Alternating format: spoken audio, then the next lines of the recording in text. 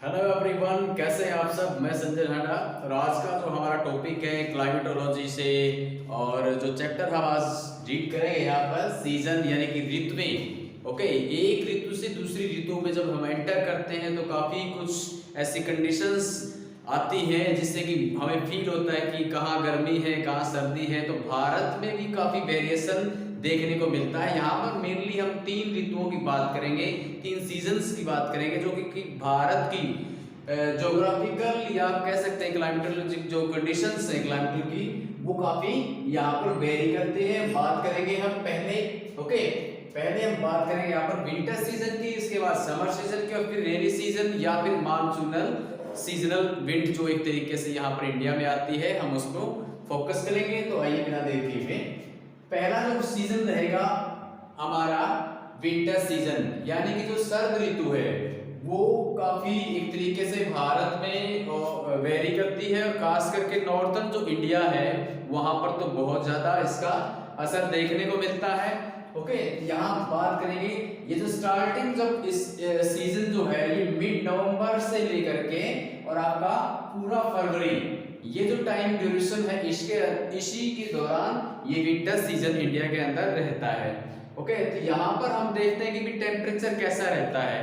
Temperature की बात करें तो ये वाला जो पोर्शन है आपका, यानी कि ये जो ये रफली बना रहा हूं मैं यहाँ पर, मैं थोड़ा सा जल्दबाजी, यानी कि ये जो कोस्टल एरिया है, मुंबई है या महाराष्ट्र, मुंबई है, कर्नाटक, ये केरला का जो कोस्टल एरिया है यहाँ का है, या फिर इस साइड का तमिलनाडु, आंध्र प्रदेश, और ये वाला जो एरिया है यहाँ के कंपैरिजन में ये वाला यानी कि नॉर्थ इंडिया की जब हम बात करेंगे, जैसे कि हरियाणा है, राजस्थान, पंजाब और हिमाचल प्रदेश, उत्तर प्रदेश, ये जो इलाके हैं इसके कंपैरिजन में काफी डिफरेंसेस यहाँ पर देखने को मिलता है। अब अगर हम बात करें कि हम यहाँ बात करेंगे कि दिसंबर और जनवरी, ये दिसंबर और जनवरी की जब महीनों की बात करेंगे तो नॉर्थ इंडिया के अंदर ये सबसे, यानी कि हरियाणा, पंजाब और उत्तर प्रदेश, या आप कह सकते हो और दूसरे भी जो स्टेट लगते हुए हैं वहां पर ये सबसे ठंडा मौसम यहाँ पर फील किया जाता है। यानी टेम्परेचर कई बार तो 10 से 15 या इसके आसपास में ही रहता है, जबकि यहाँ जो ये वाला जो एरिया है यहाँ पर इतना ठंड का आभास इन लोगों को नहीं होता है। क्यों नहीं होता है? क्योंकि इस टाइम पर जो विंड है उसका जो फिनोमेना है वो इस तरीके से होता है कि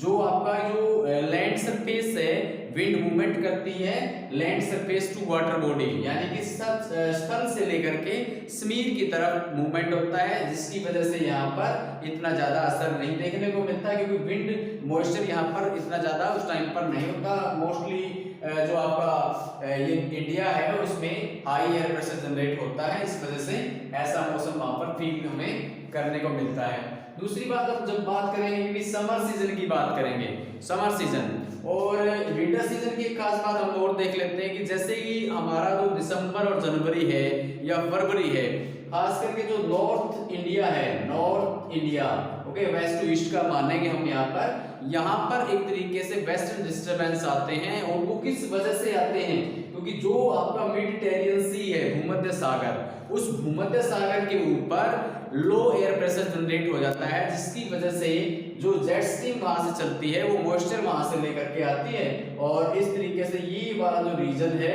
जैसे कि हमारा पहले आएगा आपका ईरान, अफगानिस्तान और फिर आपका पाकिस्तान, उसके बाद इंडिया में एंटर करेगी, तो यहाँ पर ये अपने साथ में बारिश भी लेकर के आते हैं, और कई बार वहां पर हेल स्टॉर्म भी हो जाता है, तो काफी किसानों के लिए नुकसानदेह होता है, क्योंकि क्रॉप जो है वो लगभग डिस्ट्रॉयड कई बार हो जाती है। तो खास करके जो राजस्थान, स्पेशली राजस्थान के अंदर चना जो है वो सबसे ज्यादा मात्रा में होता है, उसके लिए चने के लिए सबसे इंपॉर्टेंट रेनफॉल मानी गई है।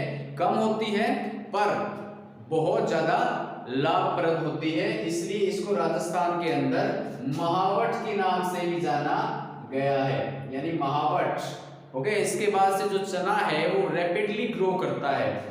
इसके बाद हरियाणा, पंजाब और जो दिल्ली, उत्तर प्रदेश ये वाला है, इसके बाद ईस्टर्न जो स्टेट है वहां पर भी इसकी काफी रेनफॉल कई बार देखने को मिलती है। बाकी जितना जितना डिस्टेंस ये कवर करता जाएगा, रेनफॉल की कैपेसिटी या आप कह सकते हैं जो उसके अंदर जो वेरिएशन वो भी कम होता जाएगा डेंसिटी की। इसके बाद हम बात करेंगे कि समर सीजन की बात करेंगे। ओके, समर सीजन हम यहाँ पर देख रहे हैं कि मार्च से लेकर के अप्रैल और मई, ओके, 3 महीने का ड्यूरेशन यहाँ पर माना गया है, मार्च टू मई। अब यहाँ पर देखने का क्या मिलता है कि एक ये जो फिनोमिना है ITCZ, inter tropical convergence zone, inter tropical convergence zone, okay, ये होती कहाँ पर है? बेसिकली ये जो आपकी होती है इक्वेटर, यानी कि 0 डिग्री है आपका इक्वेटर माना गया, इक्वेटर से 5 डिग्री यानी 0 ऊपर नॉर्थ में 5 डिग्री नॉर्थ लैटिट्यूड के ऊपर ये शिफ्ट होती है। लेकिन जैसे जैसे जो अर्थ एक तरीके से घूमती है, चक्कर लगाती है सन के चारों ओर, तो जून यानी आपका इसके बाद में ये ना टेम्परेचर यहाँ पर बढ़ना शुरू हो जाता है और इसके बाद में थोड़ा थोड़ा ये लैटिट्यूडनल एक्सटेंट के हिसाब से गर्म होती है और ये शिफ्टेड होता चला जाता है ऊपर की तरफ। दूसरी बार टेम्परेचर इंक्रीज होता जाएगा उसके कंपैरिजन में। ओके, बात करेंगे कि मार्च के अंदर दक्कन का जो पठार है, दक्कन प्लेटू है, वहां पर टेम्परेचर हम अप्रोक्सीमेटली 38 डिग्री सेल्सियस के आसपास में ऑब्जर्व करते हैं। जबकि अप्रैल के महीने में अगर हम भोपाल की तरफ देखेंगे या मध्य प्रदेश में हम देखेंगे तो वहां का जो टेम्परेचर होगा नियर अबाउट 42 डिग्री सेल्सियस वहां पर रिकॉर्ड किया जाता है। इसके बाद अगले महीने में जब हम आएंगे मई के महीने में, मई का महीना कौन सा होगा? ये वाला होगा नॉर्थ वेस्ट रीजन, यानी कि नॉर्थ, और ये वाला यानी कि राजस्थान आएगा, हरियाणा, पंजाब, हिमाचल प्रदेश वाला जो एरिया है वो इसके अंदर आएगा। वहां पर टेम्परेचर कितना हो जाएगा? तो ये अप्रोक्सीमेटली ना 45 डिग्री सेल्सियस वहां पर रिकॉर्ड किया जाता है। इसके बाद से टेम्परेचर लगातार इंक्रीज हो जाएगा, कब? मई के बाद में। ओके, यहाँ पर एक फिनोमिना ये भी है, यानी कि ये विंड है, लू बोलते हैं इसको, लू। लू क्या है? लू is a local wind. Okay, ये लू इज ए लोकल विंड और कहां पर ये चलती है? खास करके ये वाला जो रीजन है इंडिया का, नॉर्थ यानी नॉर्थ वेस्ट से चलती है और इसको पूरे स्टेट को ना ये प्रभावित करती है।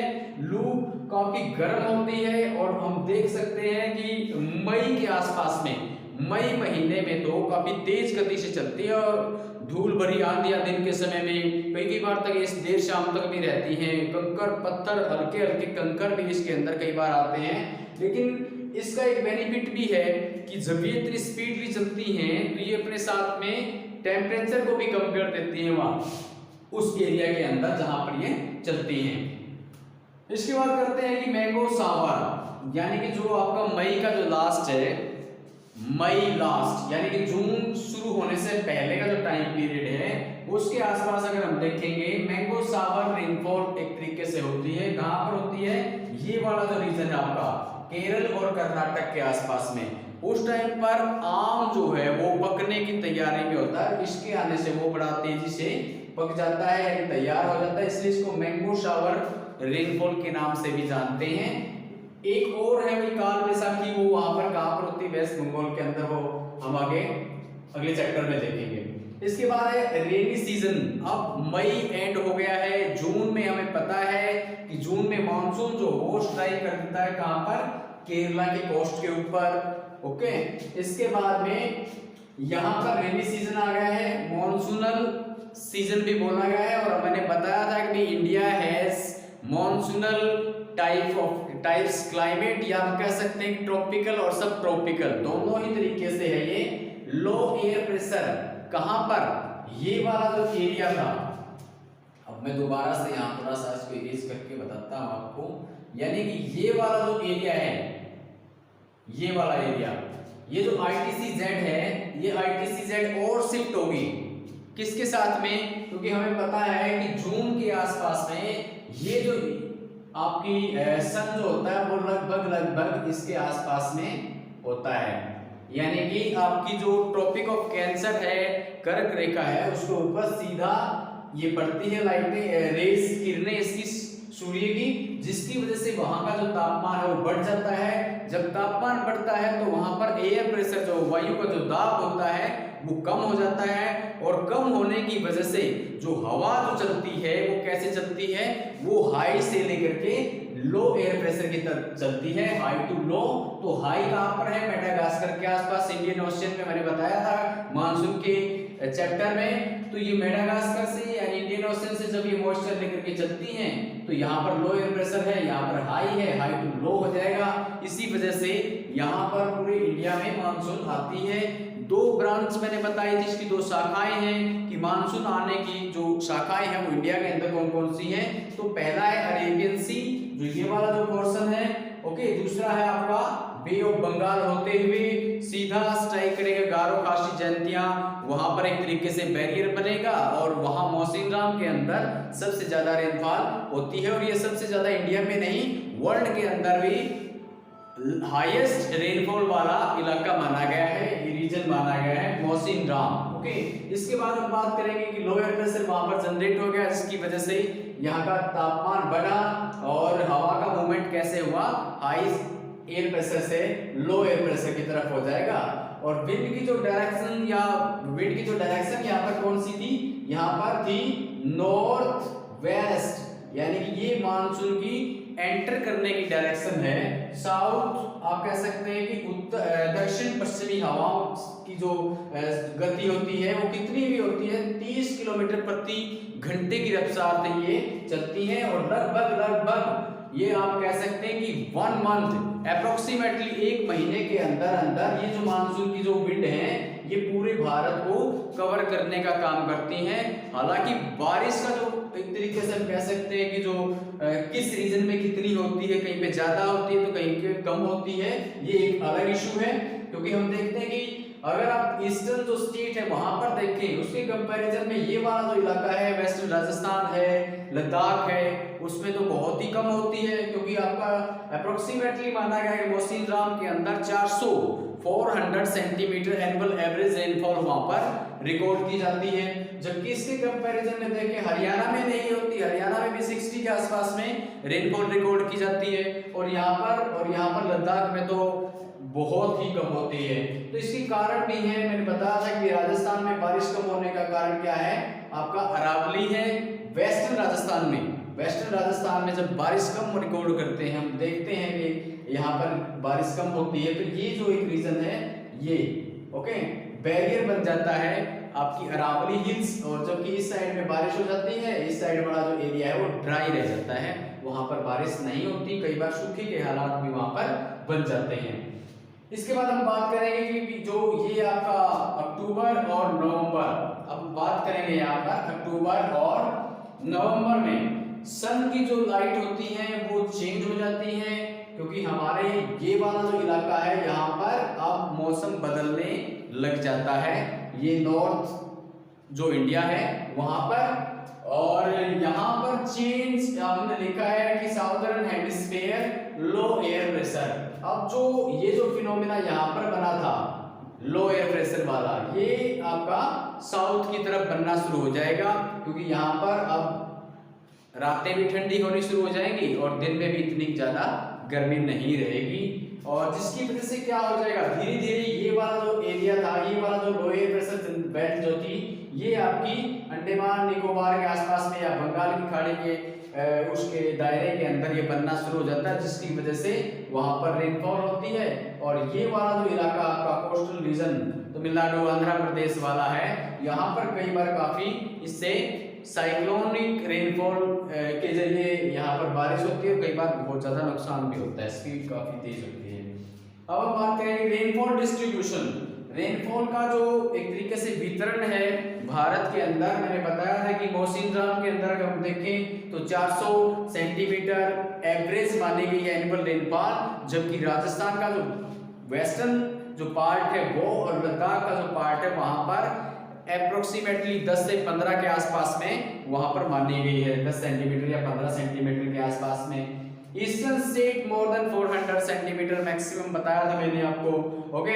जबकि पंजाब हरियाणा गुजरात का जो इलाका है वहां पर near about 60 centimetre average rainfall record की जाती है। तो ये जो चैप्टर था ऋतुओं के बारे में बहुत ही आसान है, लेकिन कॉन्सेप्ट बड़ा लाजवाब है। अब हम बात करेंगे कि मॉनसून का जो फिनोमेना यहाँ पर चल रहा था उसके अंदर एक चीज और आती है जो मॉनसून को इफेक्ट करती है, वो कौन सी है, वो है एल नीनो। El Nino